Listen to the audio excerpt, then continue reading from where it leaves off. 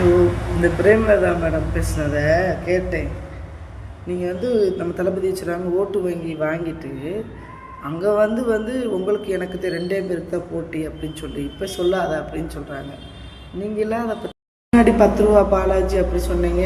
என்ன மாற்றி மாற்றி அரசியல்லாம் விஜயகாந்த் சார் மாதிரிலாம் இவங்க கிடையாது. அது எப்படி இருக்கும்?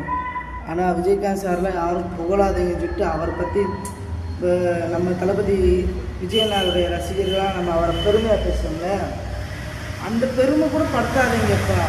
பெருமையே படுத்தாதீங்க. யாருமே பெருமை கூட அவரை அடையாளமே படுத்தவனுங்கிற மாதிரி பண்ணி வச்சுருக்காங்க. ஒன்று சொல்கிறேன், இதை அப்படியே அங்கே கேளுங்க. நீட் ஒழிப்பு நாடகம் உதயநிதி ஸ்டாலின் பிரதர் சொன்னார் இல்லையா, எங்ககிட்ட ஒரு ரகசியம் இருக்குங்க, அது என்னன்னு கொஞ்சம் கேளுங்க. மின்சார கட்டண உயர்வை பற்றி கொஞ்சம் கேளுங்க. ஆவின் பால் நெய் தயிர் விலை உயர்வுலாம் கேளுங்க. பேருந்து கட்டண உயர்வை கேளுங்க. டாஸ்மாக் சரக்குல விலை உயர்ந்ததை கேளுங்க. பாட்டிலுக்கு 10 ரூபா கமிஷன் அதை கேளுங்க.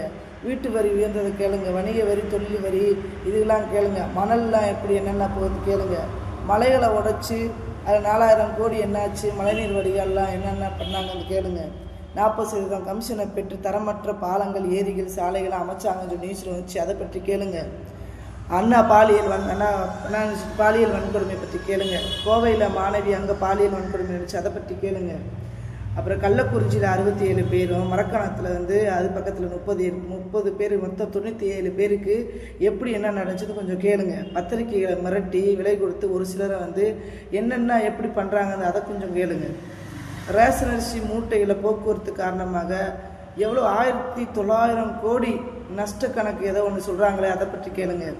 போதைப் பொருட்கள் விற்பனை தடுக்காமல் வேடிக்கை பார்த்துக்கிட்டு அதில் எத்தனை கோடி எங்கெங்கே போகுது, துபாய்க்கு லண்டனுக்கு ஏதோ போகுதுன்னு சொல்கிறாங்க நியூஸில், அதை பற்றி என்னன்னு கொஞ்சம் கேளுங்க. தூத்துக்குடி விளாத்தி குளத்தில் 17 வயது சிறுமி பாலியல் வன்கொடுமைக்கு அது என்னன்னு கொஞ்சம் கேளுங்க. மதுராங்கம் அருகே 14 வயது சிறுமிக்கு பாலியல் வன்கொடுமைக்குள்ளாக்கப்பட்டு இரவு முழுவதும் பரிதவிச்சு என்ன பண்ணிடுச்சு அந்த குழந்தை, அதை பற்றி கொஞ்சம் கேளுங்க.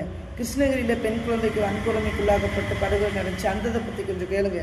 நாங்குநேரி, சிவகங்கை, இந்த மானாமதுரை இதில் ஒரு பாவமே அறியாதவங்க மேலே அது ஒரு கண்மூடித்தனமான ஒரு வெறியாட்டம் பண்ணாங்களோ, அதை பற்றி கொஞ்சம் கேளுங்க.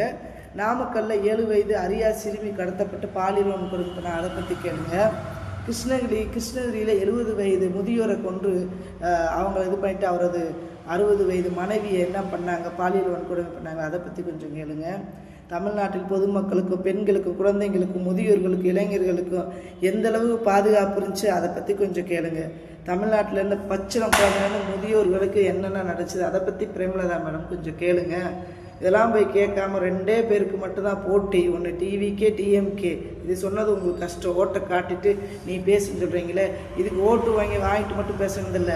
ஒரு சாமானிய ஏழை என்ன பண்ணாங்க, ஒரு பெண்களுக்கு எவ்வளோ பாதுகாப்பு இருக்கோ, ஒரு பெண்ணாக இருந்துக்கிட்டு பேசாமல் நீங்கள் உங்களுக்கு போய் புதுசாக 10 நாளில் போய் உட்காந்துட்டு இதுக்கு முன்னால் நீங்கள் என்னென்ன பேசுனீங்கிறத கொஞ்சம் அனலைஸ் பண்ணுங்கள். மக்கள் நம்ப மாட்டாங்க. ஒரு பெண்ணாக இருந்துட்டு மாற்றி பேசு. சீமான் அவர் கூட இன்றைக்கி ஒரு பேச்சு நாளைக்கு ஒரு பேச்சு மாற்றி ஏதோ பேசி விட்டுறாரு.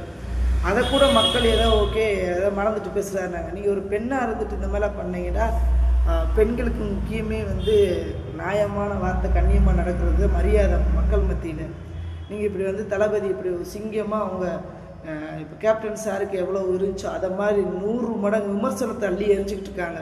நீங்கள் எல்லாம் போய் அங்கே போய் உட்காந்துருக்கீங்க. கமல் சார்லாம் அங்கே போய் உட்காந்துருக்கீங்க. உங்களால் பிக் பாஸ் பார்த்து 100 நாள் வேஸ்ட்டாக வரப்போ வச்சு உண்மையிலே அது இவர் பிக் பாஸ் நடத்துகிறாரு 100 நாள் வேடிக்கை பார்த்துட்டு அடுத்த சண்டையை போய் பார்த்துக்கிட்டு அதில் டைம் போயிடுச்சு. டைம்ங்கிறது ரொம்ப எவ்வளோ முக்கியமான ஒன்று. கமல் சார்லாம் கோவப்பட்டு எதுக்கு கட்சி ஸ்டார்ட் பண்ணி அங்கே போய் உட்காருக்கிறதுக்குலாம் கமல் சார் என்னைக்காவது குரல் கொடுத்துருக்காரா? ஏதாவது சொன்னோம்னா அவங்களுக்கு தூக்கி உள்ளே போகிறதுக்கு வேணால் ரெடியாக இருப்பாங்க. இது அவர் மேலே முன்னாடி ரெஸ்பெக்ட்லாம் இருந்துச்சு. பட் இது இப்போ சொன்னெல்லாம் அவருக்கு குரல் கொடுக்கலாமே. சகா நடிகர் உங்கள் கூட நடித்தவங்க ஒரு அதாவது ஒரு கட்சி 70 வருஷம் 60 வருஷம் நீங்களாக பரம்பரையாக வந்திருக்கீங்க. எவ்வளோ கிரிமினல் எவ்வளோ புத்தி உங்களுக்கு இருக்கும். ஒரு இப்போ அரசியலை பற்றியே மக்கள் மத்தியில் இவ்வளோ நெருங்கி விடாமல் இவ்வளோ துன்புறுத்துறீங்களே, இதுக்கு என்ன பண்ணணும்? கொஞ்சம் கூட உங்களை கூத்தாடின்னு சொல்லி கூத்து போட்டு எல்லா இடத்துலையும் பேசுகிறாங்களே, அதெல்லாம் கொஞ்சம் கூட காதில் கேட்காம, அதெல்லாம் கொஞ்சம் கூட மைண்டில் வச்சுக்கிறாம தளபதியை அட்டாக் பண்ணி பேசுகிறீங்கன்னா மக்கள் இதெல்லாம் பார்த்துட்டு தானே இருக்காங்க. ஒரு 100 பேர் சேர்ந்துட்டு ஒரு ஆள் அட்டாக் பண்ணுறதா திறமை இல்லை மேடம். விஜயகாந்த் சார் எவ்வளோ என்னென்னா அவருக்கு அப்பா நான்லாம் ஒரு சின்ன விஷயம் இருந்தாலும் மைண்டுக்குள்ளே ஒருத்தவங்க கூட பேசியிருக்கிறதுக்கும் நம்மளை இப்படி பண்ணிட்டாங்களே தோணும். உங்களோட விஜயகாந்த் சார் என்னென்ன பண்ணிருக்காங்க தொண்டர்களுக்கும் அவங்களுக்கும் தெரியாதா என்ன? போய் கூப்பிட்டுனாங்க நான் உங்களை என்ன அப்படியே இருக்கும் தளபதி விஜயண்ணா வந்து உங்களை ஏதோ மக்கள் மத்தியில் வந்து ஏதோ அவங்க சொத்துக்களை பிடிங்கி தின்ட்டாரா, இல்லை யார்கிட்டையும் அவதூறு எத்தனையோ பேர் சக நடிகர்கள் நடித்து அவங்கள வந்து கம்ப்ளைண்ட் பண்ணிட்டாங்க. என்ன பண்ணாங்க? தேவையில்லாத விமர்சனம். இவ்வளோ லக்ஸரி வாழ்க்கையெல்லாம் விட்டுட்டு பல கோடி வருமானத்தை விட்டுட்டு இப்படி வந்து உங்களுக்காண்டி தானே நாங்கள் வரோம். எங்கள் அண்ணன் வராருன்னு சொல்லி நாங்கள் வந்து விடிய விடிய கஷ்டப்பட்டு குடும்பத்தை விட்டு மக்களை காப்பாற்றுறோம். இங்கே ஒரு குறிப்பிட்ட இடத்துல இவ்வளோ கொடுமையாக இருக்குது. தமிழ்நாடு ஃபுல்லாக அந்த மனுஷனுக்கு எவ்வளோ டிப்ரெஷன் இருக்கும். மக்களை தயவு செஞ்சு விசிறிச்சனத்துக்கு ஓட்டு போடுங்க. அவங்களா காசு பணம் பெட்டி இருக்குது. எங்கள் அண்ணன் கூப்பிட்டாரு. எதுக்குன்னா உங்களுக்கு ஆட்சியிலையும் பங்கு அதிகாரத்துலேயும் பங்கு வாங்கன்னு சொல்லி கூப்பிட்டாரு. ஆனால் வரல. காரணம் என்னன்னா எங்கள் அண்ணன் உங்களுக்கு இத்தனை கோடி பணம் கொடுக்குறாருன்னு சொல்லியிருந்தால் எல்லோரும் வந்திருப்பாங்க. ஆட்சியிலையும் பங்கு அதிகாரத்துக்கு ஆட்சி அதிகாரம் யாருக்கு தேவை? எங்களுக்கு தேவை. நோட்டுலேருந்து போயிட்டாங்க. இதுதான் அவங்க எல்லோரும் தெரிஞ்ச உண்மை. விசேஷத்துக்கு ஓட்டு போடுங்க. உங்களுக்கு கையெடுத்து கும்பிட்றேன். கொஞ்சம் திங்க் பண்ணி யோசித்து பாருங்கள், உங்களுக்கே புரியும்.